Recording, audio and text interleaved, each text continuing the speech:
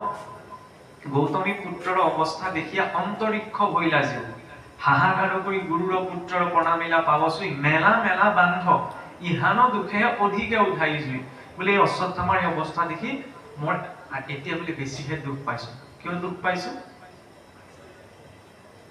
কাৰণ মই ৫জন পুত্ৰক হেৰুৱাই আজি যিটো দুখ অনুভৱ কৰিছো, আজি অশ্বত্থামাৰ এই অৱস্থাৰ কথা যদি তেওঁৰ মাতৃয়ে গম পাবলৈ হয়, তেতিয়াহ'লে সেইগৰাকী মাতৃয়ে কিমান দুখ পাব।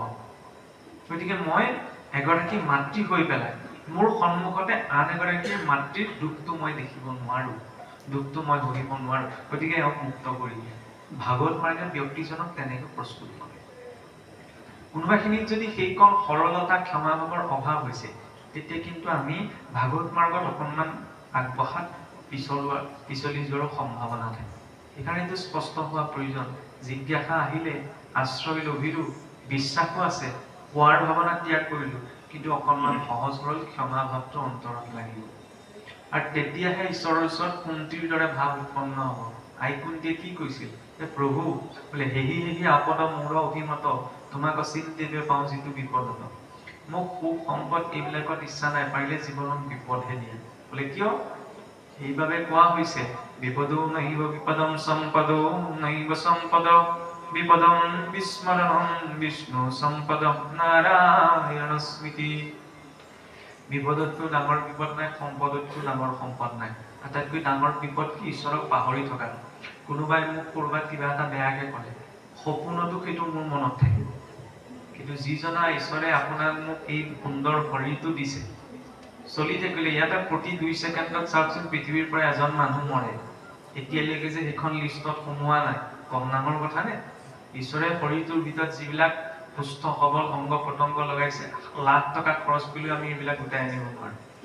তাৰ পাছত যদি সেইজনা ঈশ্বৰক চিন্তা কৰিলে পাহৰি আছো, তেতিয়াহ'লে কিন্তু বিড়ম্বনা সেইখিনিত আমি প্ৰকাশ কৰিব লাগে। বোলে কেলে ৰামকৃষ্ণ নাম লৈয়ে আছোচোন, সেয়াই নহয় নহয়। প্ৰকৃততে তেওঁৰ প্ৰতি ভাৱ আছে নে নাই আমি নিজকে চাব পাৰো। পিছল খাওঁতে, খুন্দা খাওঁতে, উজুতি খাওঁতে আমাৰ মুখৰ পৰা কি ওলাই পৰে?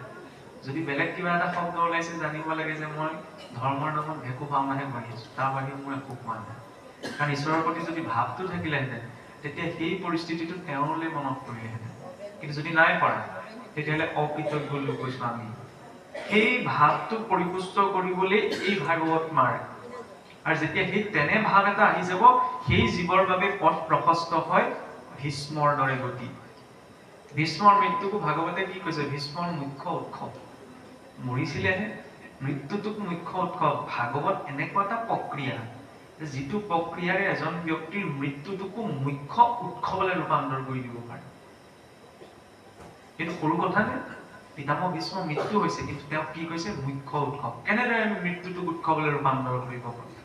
পিতামহ ভীষ্মই কৰ্মৰ গতিৰ পৰা হাত সাৰিব পৰা নাই। এদিন ৰাস্তাত গৈ থাকোতে এই বাটেদি এটা সাপ পাৰ হৈ গৈছিল। এই সাপটো পাৰ হৈ যাওঁতে ধনুৰ আগে ধৰি লৈ পাছলৈ দলিয়াই দিলে, ঘূৰি নাচালে। কিন্তু সেই সাপডাল বোলে কাঁইটীয়া গছ এজোপাত পৰি 7 দিনলৈকে ধৰফৰাই মৰিব লগা হৈছিল। সেইবাবে ইচ্ছামৃত্যুৰ অধিকাৰী সেই পিতামহ ভীষ্ময়ো শৰসজ্জাত পৰিব লগা হৈছিল। আমিতো সাধাৰণ মনুষ্য, তেন্তে কৰ্ম কৰোঁতে সতৰ্কতাটো আমাক লাগিব নাই?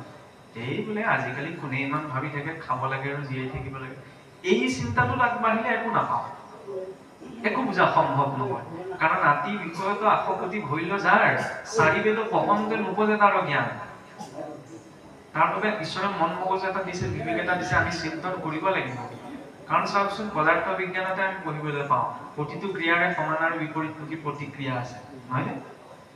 তেতিয়াহ'লে আমাৰ জীৱনটোত যিবিলাক কৰ্ম কৰিছো, তাৰ সমান আৰু বিপৰীতমুখী প্ৰতিক্ৰিয়াৰ সন্মুখীন নোহোৱাকে আমি থাকিম নে? সেইকাৰণে কৰ্মৰ প্ৰতি সতৰ্কতাটো লাগে।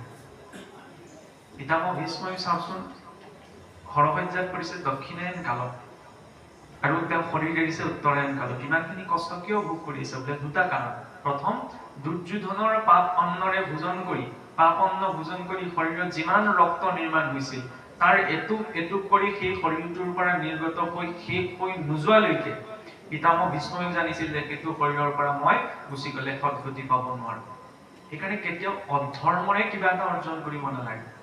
10 টকাই হওক, জীৱনটোত ধৰ্মৰে অৰ্জন হ'ব লাগে। ৰিক্সাৱালাজনে গোটেই দিনটো ৰিক্সা ঠেলি যিটো অৰ্জন কৰিছে তেওঁ সংসাৰত তাপিত হৈছে, তাপিত হৈ পেলাই অৰ্জন কৰিছে, সেইটো ধৰ্ম। কিন্তু মই তাপিত নোহোৱাকে বোলে টেবুলৰ ওপৰত পোৱাগিনে টেবুলৰ তললৈও আশা কৰি আছো, তেতিয়াহ'লে সেইটো কিন্তু ধৰ্ম নহয়। সেই কৰ্ম আৰু অশ্বমেধ সহস্ৰ অশ্বমেধ যজ্ঞ আচৰণ কৰিলেও কিন্তু তাৰ ফল নাই। এইটো কোৱা নাই ঈশ্বৰৰ কাৰণে ধৰ্মৰ কাৰণে আমি লাখ লাখ হাজাৰ হাজাৰ টকা কোনোবাই খৰচ কৰিব, কিন্তু যি দিয়া হৈছে তাক ধৰ্ম মাৰ্গেৰে অৰ্জন কৰি দিয়া, কাৰণ তাৰ সৈতে ভাৱটো যুক্ত হোৱা প্ৰয়োজন। এইটো হ'ব নালাগে দ্বাদশত এটা লক্ষণ লিখিছে বোলে দান পুণ্য কৰিলে মুহুৰ হৈব খ্যাতি, হেন দম্ভ ভাৱে ধৰ্ম আচৰিবে আতি। যে মই দান পুণ্য কেলে কৰিম, মোৰ নামটো হ'ব লাগিব, নহ'লে চিঠিখনত মোৰ নামটো নাই, মই নাযাওঁ পাই নামঘৰলৈ। এইটো যদি চিন্তাত থকা হয় তেতিয়াহ'লে ভক্তি সাধন নহয়।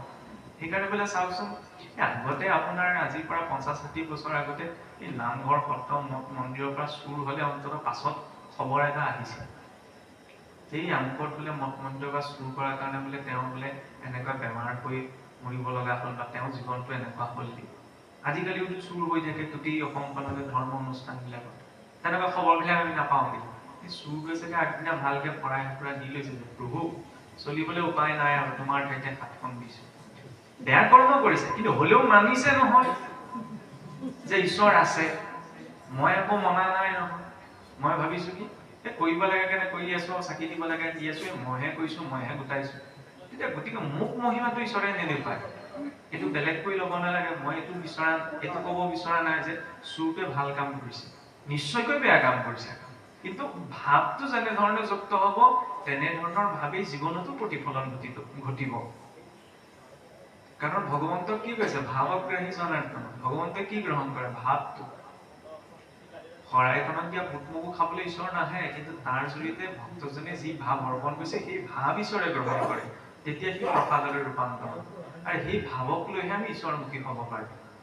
তেতিয়া জীৱই কি পায় এই উত্তৰায়ণ গতি। কাৰণ আমাৰ উত্তৰায়ণ কাল কেতিয়া আৰম্ভ হয়, বছৰেকত ছমাহ উত্তৰায়ণ ছমাহ দক্ষিণায়ন। মকৰ সংক্ৰান্তিৰ দিনা সূৰ্য যেতিয়া মকৰ ৰাশিত প্ৰৱেশ কৰে উত্তৰায়ণ কাল, দেৱলোকত বোলে সেইখিনি দিনৰ সময়। দক্ষিণায়ন কাল হৈছে ৰাতিৰ সময়। ৰাতিৰ সময়ত যদি আপুনি কাৰোবাৰ ঘৰলৈ যায়, আজিৰ যুগত বাৰু দৰ্জা খুলি দিবনে? দিনৰ সময়ত অন্তত শত্ৰুজন গ'লেও দৰ্জাখন খুলি দিয়াৰ সম্ভাৱনা থাকে। সেইকাৰণে বোলে জীৱৰ শৰীৰৰ আটাইতকৈ উত্তম সময় কি উত্তৰায়ণ কাল। কিয়? সেইখিনি যে দেৱলোকত দিনৰ সময়। কেনেকে? আজি বিজ্ঞানেও এই কথা প্ৰমাণ কৰিছে যে মহাকাশত যিমানে ঊৰ্ধ্বলৈ গৈ থকা হয় সিমানে সময়ৰ গতি কমি যায়। আমি আছো ভূলোকত, মনুষ্যই শৰীৰ এৰিলে কলৈ যাব লাগে? ঊৰ্ধ্বদৈহিক যাত্ৰা কৰি উচ্চ লোকসমূহলৈ। গতিকে সেই উচ্চ লোকসমূহলৈ যোৱাৰ বোলে অতি উত্তম সময় হৈছে উত্তৰায়ণ। সেইবাবে ভাগৱতৰ আৰম্ভণিৰ পৰা শেষলৈকে সকলো ভক্ত উত্তৰ দিশে গৈছে, কাৰণ আমাক কি লাগে? উত্তৰায়ণ গতি। সেইটো হৈছে ভাগৱতৰ দৰ্শন। কিন্তু ইমানখিনি জনাৰ পাছতো আমি অকণমান বিশেষ সতৰ্কতা অৱলম্বন কৰিব লাগিব।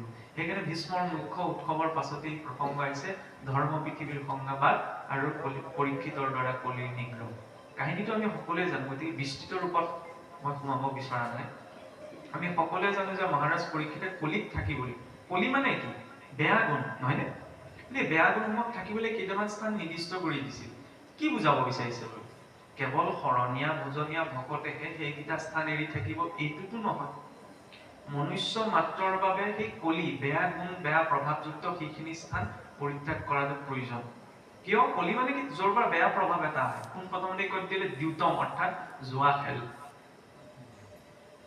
সপোনিয়ে খেলা জুৱাখনেই জুৱা নহয় নহয়। এই কেতিয়াবা যে দুজনমানক তাচপাত দুখিলামান লৈ বহিবলৈ দেখা যায়, এইখনো জুৱা খেল। দেৱালীৰ সময়ত ঘৰখনত অন্তত চাকি গছ নজ্বলাব পাৰে। চুকুৰি খেল আজিকালি গাঁৱে গাঁৱে হ'ল। টাউনৰ কথা আমি নাজানো বাৰু বৰকে, গতিকে ক'বলৈ নাযাওঁ। সেইখন খেলিবলৈ যিকেইজন যায় সেইকেইজনো জুৱাৰী বুলিয়ে ক'ব লাগিব। শুনিবলৈ এইবিলাক কঠিন লাগে, কিন্তু এইটো সত্য যে কাৰোবাক ঠগি পেলাই মোৰ জীৱনটোলৈ সুখ অকণমানো নাহে। সেইখনো ঠগা হৈছে নহয় নে? গতিকে সেইবিলাক স্থান সেইবিলাক বিষয় জীৱনটোৰ পৰা আঁতৰাই ৰাখি